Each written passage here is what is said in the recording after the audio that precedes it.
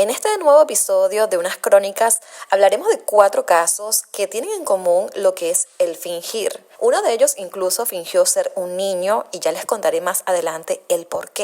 E incluso hablaremos de un caso donde una mujer fingió tener una enfermedad para hacer algo sumamente terrible. Así que quédate en este video para conocer estas 4 historias que están espeluznantes.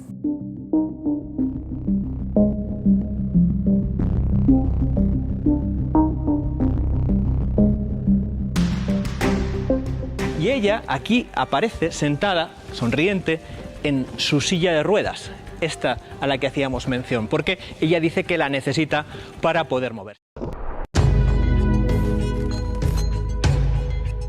Para la noche del 22 de agosto del año 2018, una oficial de policía con más de 30 años de servicio, llamada Encarnación Rico, se encontraba ejercitándose en una zona de acantilados de Alicante. Encarnación estaba libre ese día, por lo que estaba aprovechando el día para hacer ejercicios junto a un amigo.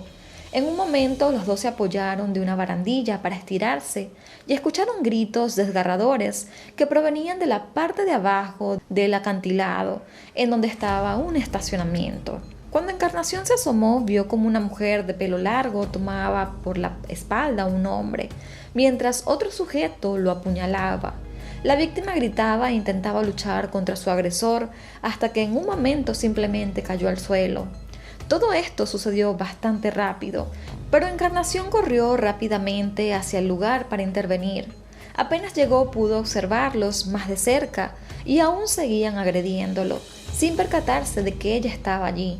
Encarnación apartó al hombre de la víctima y vio que lo estaba apuñalando con un destornillador y le gritó que lo había matado. La mujer que lo acompañaba le respondió descaradamente que este era un hombre borracho y que 2 negros le habían pegado una paliza. En cuanto recibió esta respuesta ilógica de la mujer, Encarnación sacó su placa de policía y su teléfono e inmediatamente comenzó a llamar a los refuerzos para que la ayudaran con la situación.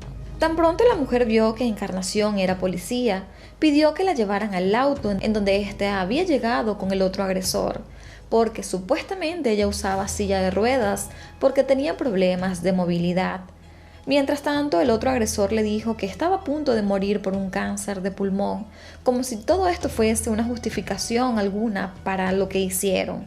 Encarnación les pidió que caminaran hasta un lugar seguro para resguardarlos mientras llegaban los otros oficiales, y en un momento sin que ella se diera cuenta, el agresor tiró el destornillador con el que apuñaló a la víctima y unos guantes.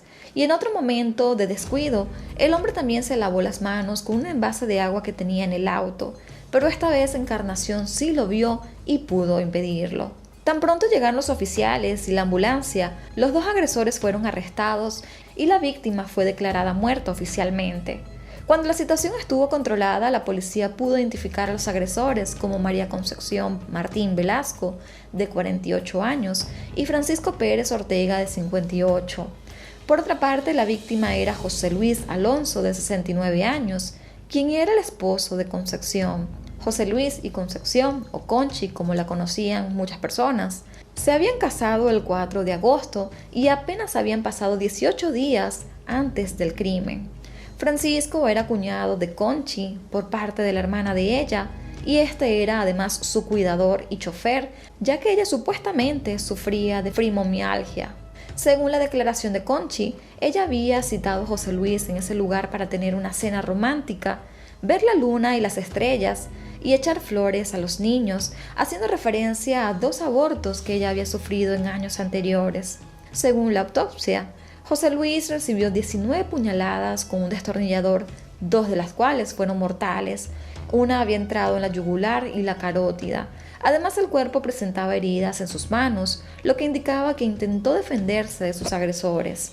Asimismo, se descartó la versión inicial de Conchi, quien dijo que José Luis estaba embriagado al momento de los hechos, ya que no se encontró alcohol en su sangre.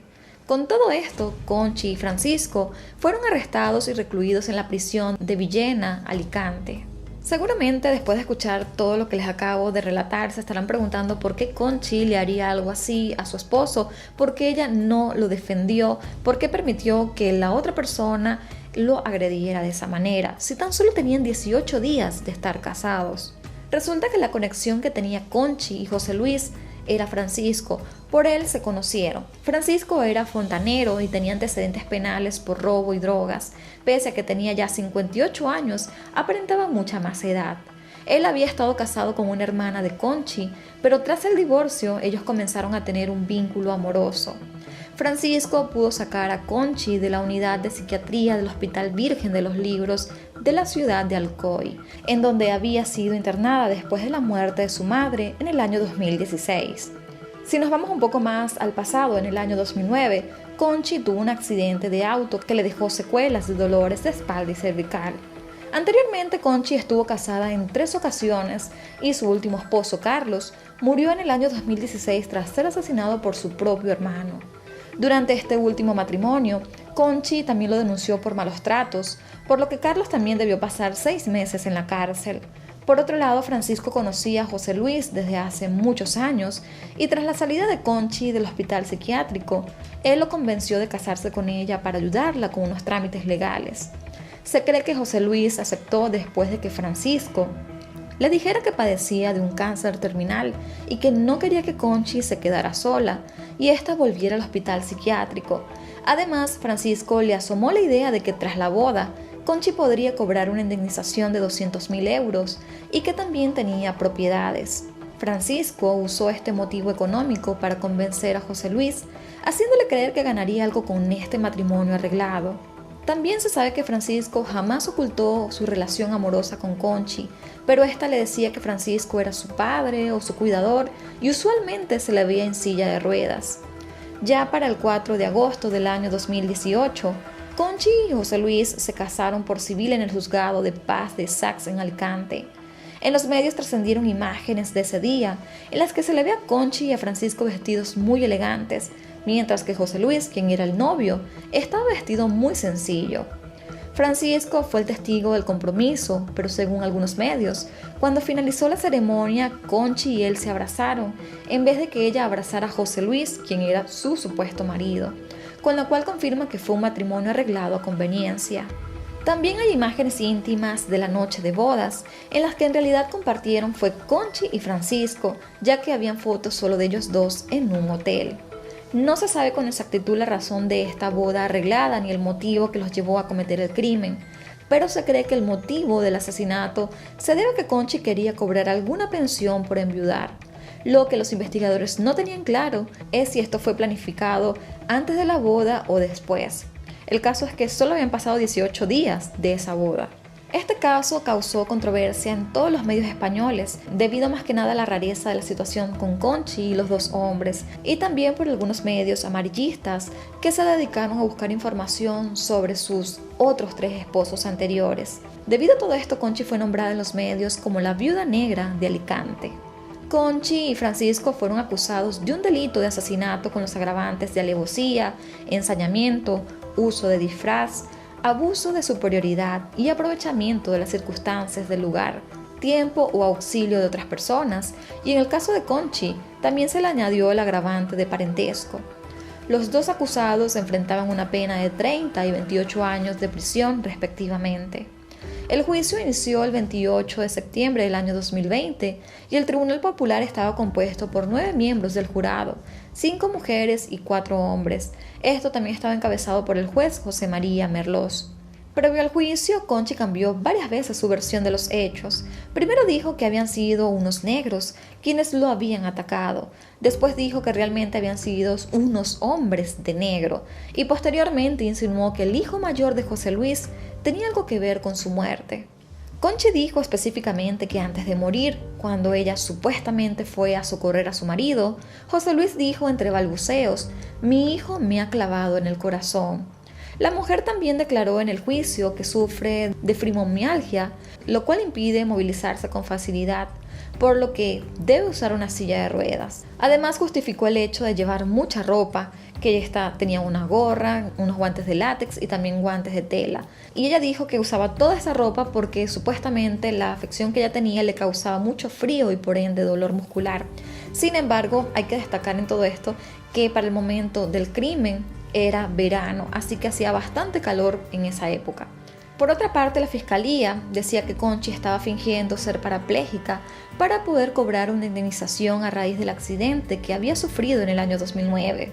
La fiscalía no descartó que el móvil fuese algo económico, aunque José Luis carecía de grandes recursos económicos, pero entendían que la intención de Conchi era obtener beneficios de una pensión luego de la muerte de su reciente esposo.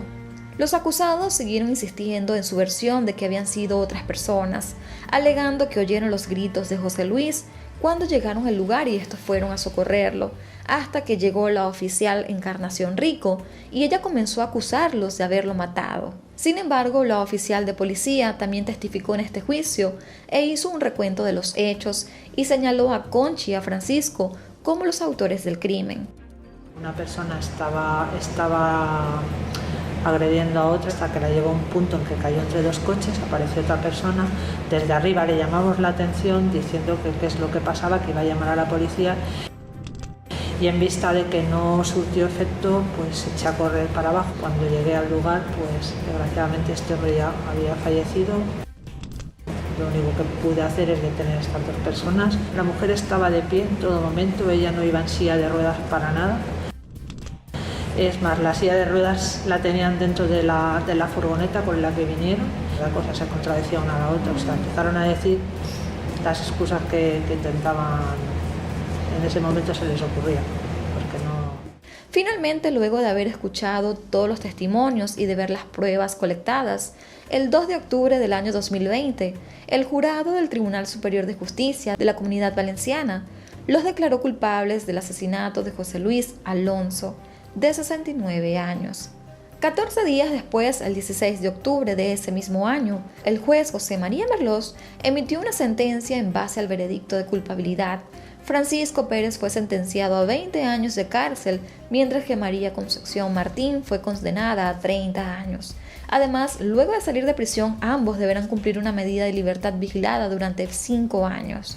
Asimismo, los acusados deberán pagar una indemnización de 150.000 euros a los 3 hijos de José Luis Alonso por los daños ocasionados. Actualmente, los 2 condenados permanecen en la prisión de Alicante 2 en el municipio de Villena de la Comunidad Valenciana.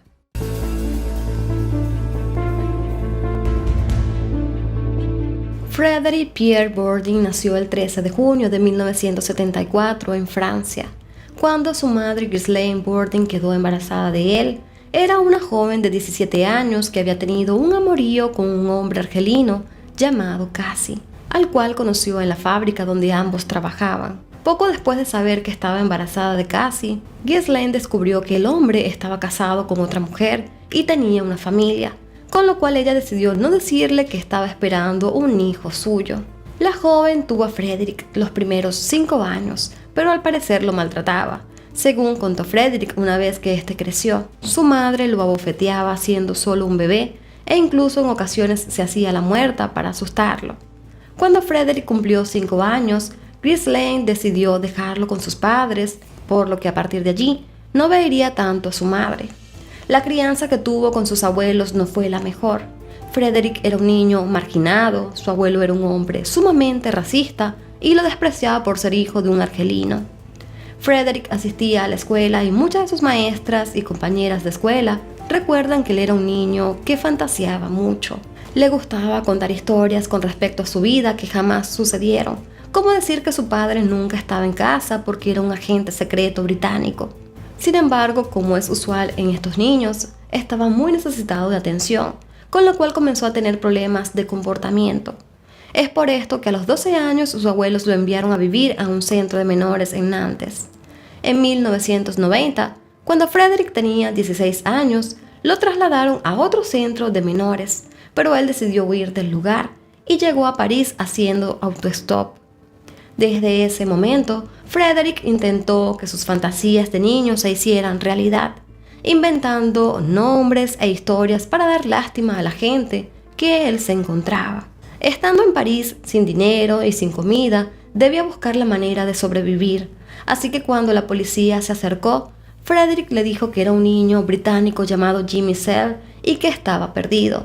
Según Frédéric, hizo esto porque él soñaba con ir a Inglaterra, porque pensaba que allí la vida era mucho más bonita. pero el policía notó que Frederick casi no hablaba inglés, así que lo confrontó y él terminó admitiendo el nombre falso que dio, así que lo envió de nuevo a un refugio de menores. Posteriormente, Frederick volvió a escapar y después de allí comenzó a perfeccionar su modus operandi para poder convencer y manipular a las personas. Él se hacía pasar por un adolescente perdido y solitario con una historia trágica detrás, para que lo enviaran a nuevos refugios en diferentes ciudades y países de Europa, y así tener comida y un lugar donde dormir. Durante los siguientes 7 años de su vida estuvo vagando por toda Europa, quedándose en casi 150 refugios y fingiendo cientos de identidades falsas. Algunos de los nombres que usó fue Frederick Cassin, Peter Sanson, Robin Morris, Alex, Arnold, Benjamin, entre otros más. En 1992, cuando Frederick cumplió la mayoría de edad, se vio en la necesidad de fingir que era un adolescente de 14 o 15 años, ya que un joven de 18 no sería tan convincente. Y a pesar de que ya tenía un aspecto de hombre adulto, Frederick aprendió a cambiar su postura y su físico para parecer más joven. Incluso se mantenía delgado para parecer más chico.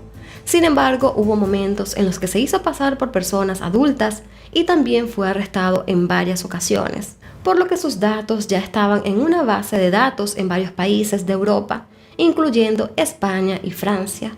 Hasta 1997, Frederick solo había inventado identidades, jamás se había hecho pasar por una persona real. Pero el caso que hizo que se conociera internacionalmente fue precisamente en el que robó una identidad de un niño desaparecido. En junio de 1994, una familia en San Antonio, Texas, Estados Unidos, reportó la desaparición de un integrante de su familia a los Texas Rangers. El miembro desaparecido era Nicholas Barkley, un chico de 13 años nacido el 31 de diciembre de 1980. La tarde del 13 de junio de 1994, Nick salió a jugar baloncesto con sus amigos, pero con el transcurso de las horas no volvió. Antes del anochecer, Nick llamó a su casa para pedir que lo buscaran en el auto para regresar, pero su hermano mayor, de nombre Jason, le dijo que su madre Beverly estaba durmiendo y que mejor se regresara caminando. Pero lamentablemente eso fue lo último que se supo de Nick. La familia buscó incansablemente al chico, aunque al principio la policía no parecía estar interesada en el caso, debido a que Nick era un chico rebelde que había sido criado en la calle. Nick tenía serios problemas de comportamiento, creció con un padre ausente y Beverly, su madre, era adicta a las drogas. En un par de ocasiones, Nick, con tan corta edad, llegó a molestarse con su madre huyendo de casa por al menos 2 veces. También hubo registros de que Nicholas le había pegado a su propia madre y que la casa estaba llena de problemas familiares. De hecho, Nick, con tan solo 13 años, tenía 3 tatuajes, y pese a todo esto, había pasado muchísimo tiempo y la familia no creía que el chico se hubiese ido por su propia voluntad, sobre todo teniendo en cuenta que él había llamado para que lo recogieran, por lo que la familia creía que Nick había sido secuestrado por alguien que le ofreció algún tipo de aventón. Para el 7 de octubre de 1997, Frederick Borden se encontraba vagando por las calles de Linares, España, cuando decidió meterse en una cabina telefónica para llamar a la policía local y fingir ser un turista que había encontrado a un niño de unos 14 o 15 años solo y temeroso. Frederick dijo que este jovencito parecía asustado y que no tenía identificación. Por esto la policía acudió al lugar y encontró a Frederick con una chaqueta y una gorra actuando como un chico con mucho miedo. El hombre fue llevado a la comisaría donde solo dijo que había sido abusado sexualmente y que era de origen estadounidense, pero jamás dijo su nombre. Poco después fue llevado a un refugio para jóvenes donde le preguntaron su identidad nuevamente. Las autoridades del albergue presionaron a Frederick para que le dijera su nombre, pero este no cedía, así que le dijeron que si no demostraba quién era, iba a tomarle sus huellas dactilares para buscar en los registros. Evidentemente esto era un gran problema para él, ya que para el momento el hombre contaba con 23 años y su información estaba en la base de datos porque ya había sido arrestado previamente, por lo que él sabía que iban a enviarlo a prisión. De alguna forma, con un talento innato para la persuasión, Frederick convenció a las autoridades de que le permitieran usar una de las oficinas del refugio para intentar localizar a su familia en Estados Unidos. Por alguna razón, estas personas lo dejaron completamente solo en la oficina, así que Frederick aprovechó todo ese tiempo para comunicarse con varias estaciones de policías en Estados Unidos, haciéndose pasar por el director del refugio y diciendo que habían encontrado a un niño estadounidense en España, y les dio una descripción física parecida a él. Uno de los policías lo comunicó con el Centro Nacional de Niños Desaparecidos y Explotados de Virginia, quienes le dijeron que había un niño desaparecido en Texas que podía tener las mismas características del supuesto adolescente que estaba en Linares. Frederick le pidió que le enviara información del niño, incluyendo una foto mediante el fax. Pocos minutos después, el folleto con la información y la foto de Nicholas Berkeley llegó a sus manos, pero impreso en blanco y negro. Tan pronto recibió esta información, Frederick volvió a llamar al centro de Virginia y les dijo que ese niño era el niño que tenían en Linares. Él pensó que podía hacerse pasar por Nicholas y así poder volar a Estados Unidos y tener una mejor vida. La mujer del Centro de Niños Desaparecidos le brindó información sobre la familia de Nicholas para que pudieran comunicarse con ellos y agilizaron los trámites para que pudieran encontrarse con él. Al día siguiente, Frederick robó unos papeles que habían llegado al albergue y vio las fotos de Nicholas Berkeley en color. Allí se dio cuenta que el niño no se parecía en lo absoluto a él. Tenía unos ojos azules vibrantes y el pelo sumamente rubio. Además supo de los tatuajes. De alguna manera, Frederick logró hablar con la hermana de Nicholas, haciéndose pasar por el director del refugio, y logró convencerla de que el niño encontrado era Nick. Mientras tanto, las autoridades en Estados Unidos, incluyendo el FBI, estaban agilizando el proceso para traer de vuelta a Nick y enviar a un diplomático de la embajada a supervisar el caso, porque se trataba de un ciudadano estadounidense.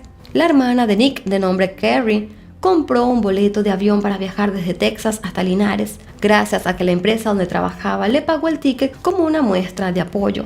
Ya para el 14 de octubre de 1997, Carrie llegó al refugio y se encontró con su supuesto hermano. Ella inmediatamente lo abrazó y le dijo que lo amaba y que lo extrañaba. Previamente, Frederick se había teñido el cabello de rubio y se había hecho los mismos tatuajes que tenía Nicholas, pero usaba lentes de sol para ocultar que no tenía los ojos azules. Frederick, quien ahora, a partir de ese momento, era Nick, o se hizo llamar Nick, no entendía cómo Carrie no se dio cuenta de que él no era su hermano, pero pensó que en un afán de encontrarlo como sea, en su mente lo veía diferente. Ella incluso le mostró fotos de toda la familia y le preguntaba si los recordaba a todos. El joven alegaba que debido al trauma por haber sido abusado sexualmente, había olvidado muchas cosas de su pasado, así que eso le ayudó a librarse de las preguntas de Carrie. Y una vez más es así como Frederick se salió con la suya, con el apoyo de la propia Carrie, afirmando y estando ella muy supuestamente segura de que él sí era Nick. La embajada estadounidense en España le otorgó un pasaporte con el nombre de Nicholas Berkeley y así pudo viajar a Estados Unidos con Carrie. Al llegar a Texas, Frederick, o mejor dicho ahora Nicholas, fue recibido por toda la familia, quienes lo acogieron con mucho cariño. Su madre, Beverly, parecía un poco confundida, pero igualmente estaba feliz. Debido a que luego de la desaparición de Nick, Beverly recayó en el abuso de sustancias, el nuevo Nick se fue a vivir en la casa rodante de Carrie, donde ella ya vivía con su esposo Brian y sus dos hijos, Cody de 14 años y Chantel de 10. En este punto me parece importante resaltar que el supuesto Nick regresó a Texas. Su hermano mayor, Jason, está en un centro de rehabilitación, ya que al igual que su madre también tenía problemas con las drogas. Durante los días siguientes a su llegada, la familia había decidido no presionar a Nick para que hablara sobre lo sucedido, porque ellos entendían que todo había sido un gran trauma para él. A pesar de que lo notaban sumamente diferente y distante, pensaron que tuvo que haber vivido situaciones horrendas durante los 3 años que él estuvo desaparecido. Así que el caso del regreso de Nicholas estaba a cargo de un agente del FBI llamado Nancy Fisher, quien decidió hacer una entrevista a Nick para averiguar los detalles de su desaparición y lo que le había pasado durante esos 3 años. En la entrevista, Frederick relató una serie de eventos bastante horribles sobre lo que supuestamente le pasó. Dijo que estaba regresando de jugar básquet cuando fue interceptado por unos sujetos que lo desmayaron con un pañuelo. Luego solo recuerda estar viajando en un avión militar y que llegó a un sitio desconocido y remoto donde solo podía acceder militares. Explicó que en el lugar habían otros chicos y que todos fueron abusados sexualmente y torturados por militares estadounidenses, europeos y mexicanos. Alegó que los militares hacían experimentos con ellos, que les echaban un líquido en los ojos para cambiárselos de color, le cambiaban el color del pelo y además le prohibían hablar en su idioma natal para que así no pudieran ser reconocidos por nadie. Dio detalles perturbadores de lo que sucedió, con lo cual tanto su familia como la agente Fisher no podía dudar de su historia y sentirse afectados por lo que tuvo que pasar. Mientras se realizaba la investigación de los supuestos militares involucrados, Nick se adentraba cada vez más a su vida cotidiana y de su nueva familia. Es así como comenzó la escuela, hizo amigos y salía con Cody, el hijo de Carrie. En la escuela notaron que él era un poco más grande que el resto de los chicos, pero corrían rumores de lo que le pasó y muchos sentían lástima por él, así que nadie lo cuestionaba, nadie le preguntaba absolutamente nada. Semanas después de su llegada se encontró con Jason, quien recientemente había salido del centro de rehabilitación. Según contó Frederick en entrevistas posteriores, Jason parecía ser el único miembro de la familia que no le creía su mentira. Es así como a finales de 1997, el productor de un programa de noticias llamado Hard Copy contrató a un investigador privado para localizar a la familia de Nick y hacerle una entrevista. La razón del por qué contrataron a un investigador privado fue porque el FBI se negó de dar información sobre el paradero de este niño, que habían regresado a Texas 3 años después de su secuestro. El investigador privado, de nombre Charlie Parker, comenzó a indagar en la historia y pudo localizar a la familia para realizar la entrevista. Pero mientras investigaba, Charlie empezaba a sospechar que la persona que estaba allí no se parecía a Nicholas Berkeley. El día de la entrevista, Charlie estuvo en la casa con toda la familia. Vio fotos de Nick junto al lado de la pantalla donde enfocaban la cara de Frederick y se dio cuenta de un gran detalle. Las orejas no eran iguales. Según Charlie, él recordó haber leído que la forma de las orejas eran como una especie de huella dactilar. Es única en cada ser humano. De hecho, supo de esto porque leyó sobre la captura de James Earl Ray, el asesino de Martin Luther King, y esa fue la forma que usaron para poder encontrarlo. Después de comparar la forma de las orejas, Charlie Parker estaba muy seguro de que esta persona se estaba haciendo pasar por Nicholas Berkeley. El investigador habló con la agente del FBI a cargo, Nancy Fisher, quien decidió llevar a Nick con un psicólogo forense, el cual al evaluarlo pudo asegurarse que el acento de Nick no era el de un hablante nativo del inglés, por lo que no podía ser Nicholas. Al saber de esto, la agente Fisher buscó la forma de realizar una prueba de ADN al supuesto Nicholas y a Beverly, pero cuando acudió a ella para tomarle la prueba, ella simplemente se negó gritando y llorando. El comportamiento de la familia fue sumamente extraño porque ninguno quería creer que él no era Nick. Estaban dispuestos a creer que él era Nick sin siquiera hacerle la prueba, aunque había muchísimas cosas que indicaban que era alguien que se estaba haciendo pasar por Nick. Esto hizo que la gente empezara a creer que la familia quería al falso Nick porque estaban ocultando algo turbio sobre la desaparición de Nicholas. En febrero de 1998, el FBI obtuvo una orden para conseguir el ADN y las huellas dactilares del supuesto Nicholas para confirmar su identidad. Gracias a esto, las autoridades descubrieron que la verdadera identidad de este chico era Frederick Bourdin, un francés de 23 años que estaba siendo buscado por la Interpol por falsificar cientos de identidades en varios países de Europa. 3 días después, es decir, el 6 de marzo de 1998, Frederick fue arrestado en San Antonio, Texas. Tan pronto fue detenido, Frederick les dijo a los agentes del FBI que creía que Beverly y Jason tenían algo que ver con la desaparición del verdadero Nicholas. Incluso dijo que en enero de 1998, él se había mudado de la casa rodante de Carrie a un motel donde vivía Beverly. Y una noche ella le dijo que pensaba que Jason había asesinado a Nick. Un dato importante es que Jason murió poco antes de que arrestaran a Frederick, por lo que jamás se sabrá su versión. Frederick dijo que Jason tenía serios problemas con las drogas y que todos en la familia sabían que él le había hecho algo a Nick y que por eso estaban fingiendo que creían que Frederick sí era Nick. A raíz de todo esto y de las sospechas que ya tenían el FBI, se abrió una nueva investigación por homicidio por el caso de Nicholas Berkeley. Beverly, por lo tanto, fue sometida a la prueba del polígrafo 3 veces, porque al parecer en las 2 primeras estaba bajo los efectos de drogas relajantes. En la tercera prueba, luego de confirmar que no tenía sustancias en su cuerpo, ella falló en todas las preguntas relacionadas con Nick. e incluso intentó salir corriendo y gritando de la sala. Meses después, la investigación por homicidio fue cerrada por falta de pruebas, sobre todo porque debido a la muerte de Jason había muchas cosas inconclusas. En septiembre del año 1998, Frederick se declaró culpable de portar un pasaporte fraudulento y de perjurio. Por esto fue sentenciado a 6 años de prisión. Además, Frederick fue diagnosticado con un trastorno de personalidad antisocial y los expertos que lo evaluaron concluyeron que era una persona con un pensamiento sumamente egoísta que solo pensaba en su bienestar. Todo esto causado por sus traumas de la infancia y la falta de afecto que tuvo desde que nació. Luego de todo esto, el caso ganó mucha notoriedad por la astucia que tuvo para engañar a las autoridades españolas, las embajadas, el FBI y la propia familia de Nicholas. Frederick salió en el año 2003 de la cárcel y fue deportado a Francia, pero a pesar de la condena que cumplió, siguió cometiendo delitos similares. Tras salir de la cárcel, él también se mudó y robó la identidad de Leo Bally, un joven francés de 14 años que estaba desaparecido desde 1996. Pronto fue descubierto mediante las pruebas de ADN y fue arrestado por unos meses. En agosto del año 2004 se fue nuevamente a España y aseguraba llamarse Rubén Sánchez Espinosa.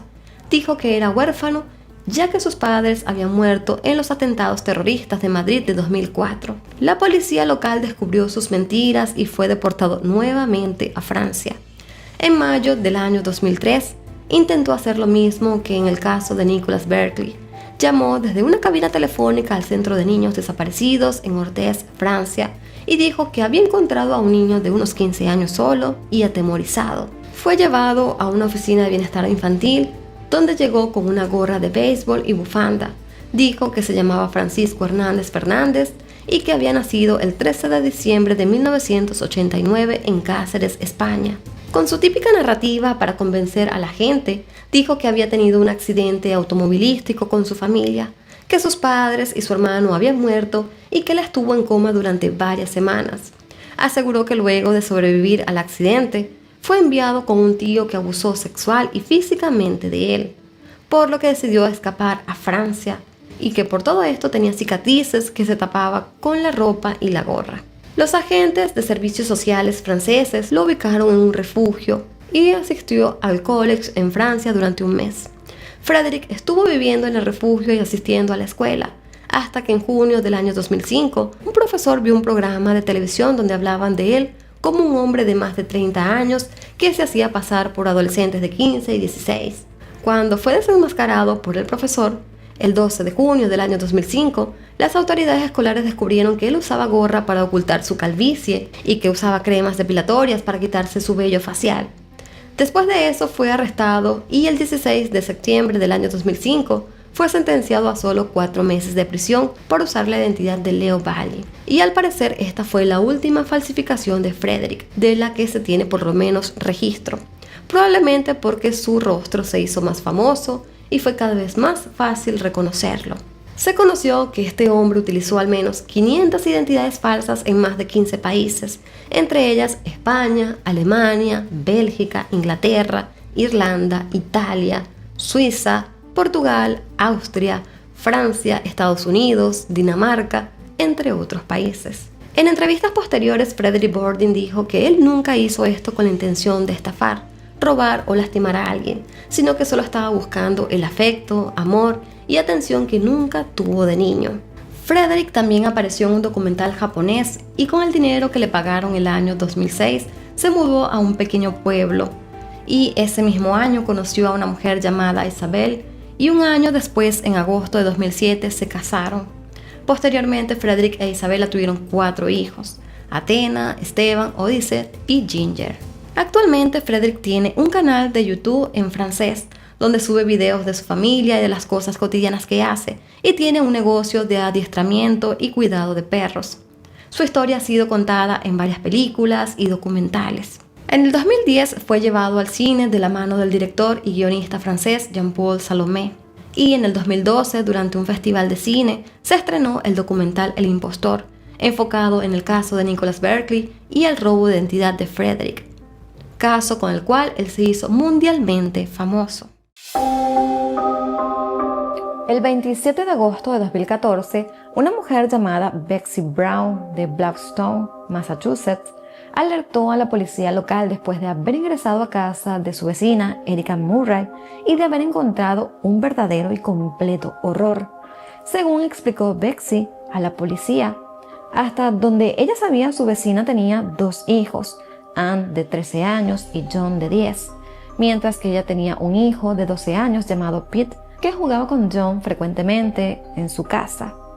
El 26 de agosto, Pete le dijo que al día siguiente la madre de John, es decir, Erica, saldría con su madre y se llevarían a Anne, por lo que le pidió si John podía quedarse esa tarde con ellos en la casa, y Betsy accedió sin ningún tipo de problema.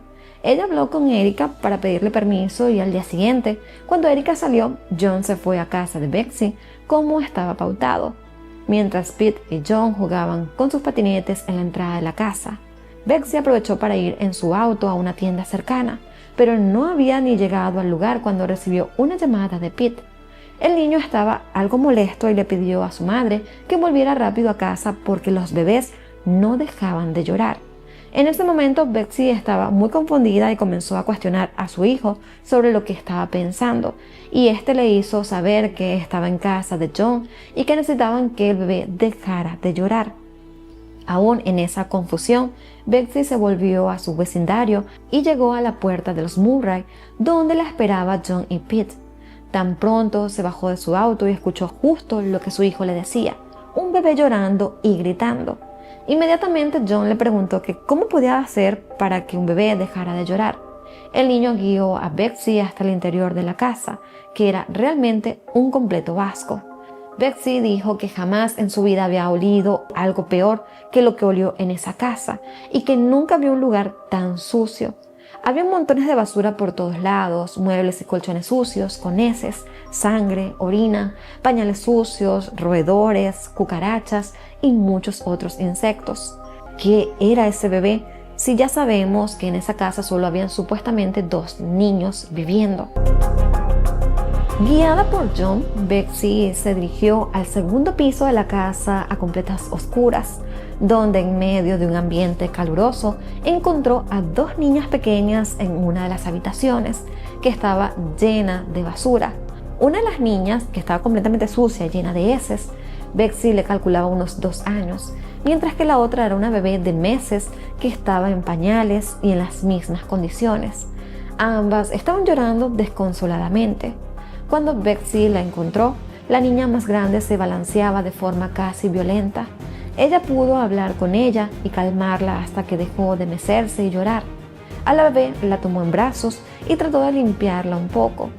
El colchón de la cama donde estaban las niñas estaba hundido por la orina y las heces. Había huellas de heces de unas manos pequeñitas en las paredes. Betsy decidió llamar de inmediato al 911 y reportar todo lo que había en esa casa del terror. Cuando los oficiales llegaron a la vivienda, quedaron atónitos por las condiciones del lugar. En la habitación donde estaba la bebé había montones de basura, ropa, recipientes de comida sin lavar y pañales sucios. El piso de la casa no se podía ver de la cantidad de basura que había, tanto en el fregadero de la cocina como en muchos lugares de la casa. También habían platos sucios. La casa entera estaba llena de moscas, de gusanos y otros bichos, así como de heces en las paredes. En el sótano de la casa había una pequeña sala de estar con un sofá, una mesa y algunas sillas. También hallaron una planta de marihuana con una luz sobre ella y un perro desnutrido dentro de una jaula. El perro estaba sumamente delgado. Tenía también lesiones, costras, cicatrices y grandes áreas sin pelos. Sus ojos estaban hundidos y cubiertos de una sustancia viscosa. Además, tenía una infestación de pulgas y garrapatas. Por la casa también encontraron un gato que estaba igual en pésimas condiciones e infestado de parásitos externos. También se conoció que ninguna de las mascotas tenía sus controles y vacunas al día, por lo que ambos fueron enviados a un refugio de animales. Además, también se encontraron a un perro y un gato muerto. En la casa había una tercera habitación, la cual los oficiales no pudieron abrir en ese momento porque también había una gran cantidad de basura que estaba apilada en esa puerta que no permitía que pudieran abrirla.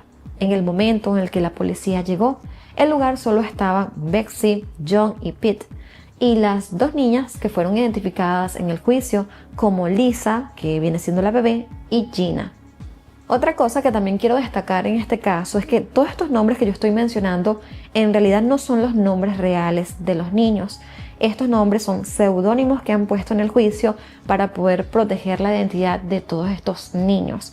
Pero vamos a seguir llamándolos con estos seudónimos para poder darles pues un nombre y ustedes puedan entender a quiénes nos estamos refiriendo. Pero poco después, alrededor de las 4 de la tarde, llegaron al lugar Erica Murray y su hija de 13 años, Anne. Cuando Erica fue entrevistada, dio a conocer que en la casa vivían 6 personas, incluyendo a su novio Raymond Rivera, de 37 años, que era el padre de los niños y quien dormía en la habitación del sótano. En algunos medios dicen que se llama Raymond y en otros dicen que se llama Ramón. Pero bueno, creo que eso igual no es tan relevante. Betsy, por su parte, declaró posteriormente que cuando salió de la casa, vio a Erica siendo entrevistada por un agente de la policía y que vio que ella estaba muy molesta con John y que llegó a decirle: "No puedo creer que me hayas hecho esto". Todos los niños quedaron bajo la tutela del Departamento de Niños y Familias y fueron puestos en hogares de acogida, no sin antes ser evaluados por especialistas en el centro médico de la Universidad de Massachusetts. Poco después de la denuncia, las autoridades de Blackstone se dispusieron a revisar la casa de Erica en busca de las actas de nacimiento de todos estos niños, principalmente. Para ingresar a la casa tuvieron que usar, digamos que como una especie de trajes especiales para mantener o manejar bacterias peligrosas, pues como les dije, la casa estaba pues sumamente inhabitable. El 10 de septiembre de 2014, mientras registraban el lugar, encontraron restos óseos de 3 bebés en unos armarios. 2 de los restos parecían ser bebés recién nacidos porque tenían ropa y pañales, mientras que el tercero parecía un feto con placenta y cordón umbilical. Debido al avanzado estado de descomposición de los restos, el forense en sí no pudo determinar la causa de muerte ni la fecha estimada de estos pequeñitos, así que se cree que podrían llevar muertos meses o incluso años. Al final, la policía no pudo encontrar las actas de nacimiento de ninguno de los niños, que en total eran 7. Anne, la niña de 13 años, John de 10, Gina de 3 años, Lisa de 5 meses y los otros 3 bebés que habían muerto. Anne y John eran los hijos de Erica que ella mostraba públicamente. Ellos iban a la escuela y eran conocidos por los vecinos, mientras que Gina y Lisa eran víctimas de confinamiento y vivían entre la basura de la casa. Los vecinos no tenían ni idea de que esas 2 niñas existían. Así que durante la primera entrevista formal que le realizaron a Erica Murray, de 35 años, el 11 de septiembre de 2014, un día después del hallazgo de los restos, le preguntaron a la mujer si ella había dado a luz a otros 3 niños y ella respondió que no. Pero cuando le informaron que la policía había encontrado los restos óseos de los bebés, ella decidió cambiar su declaración y confesó que 2 de los bebés habían nacido muertos en un parto que había ocurrido en su casa, mientras que la tercera, una niña, había sobrevivido cerca de una semana, pero que cuando fue a ver cómo estaba la bebé, la encontró con su piel de color azul sin respirar. A raíz de los hallazgos y de las declaraciones de Erica, muchas personas se preguntaban si esta mujer padecía algún tipo de enfermedad mental que la llevó a vivir en esas circunstancias, así que la mujer evidentemente fue examinada por expertos, quienes la diagnosticaron con un trastorno de personalidad por evitación y dependencia. Según el informe, la personalidad evasiva de Erica afectó su forma de afrontar todos sus embarazos. Como no encontraba una solución, ella simplemente evitaba las cosas, las ocultaba y no tenía una organización o planificación. Supuestamente Erica le ocultó su primer embarazo, es decir, el de Anne, hasta que estaba en una etapa avanzada.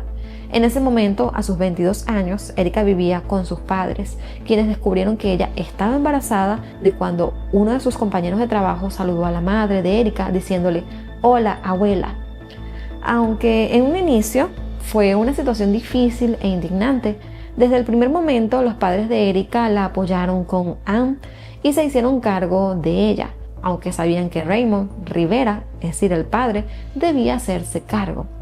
3 años después, Erika salió embarazada nuevamente de Raymond y esta vez sus padres le informaron que debía mudarse de la casa.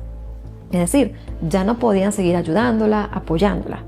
La pareja decidió mudarse a Blackstone y a partir de entonces, Erika comenzó a depender completamente de Raymond para absolutamente todo, ya que él la presionó para que dejara de trabajar y se quedara en casa cuidando a los niños. Los allegados de Erika la describen como una mujer muy pasiva y temerosa, y en su relación con Raymond sufría de abuso verbal y emocional. Erika tenía miedo del temperamento de Raymond, así que siempre intentaba complacerlo.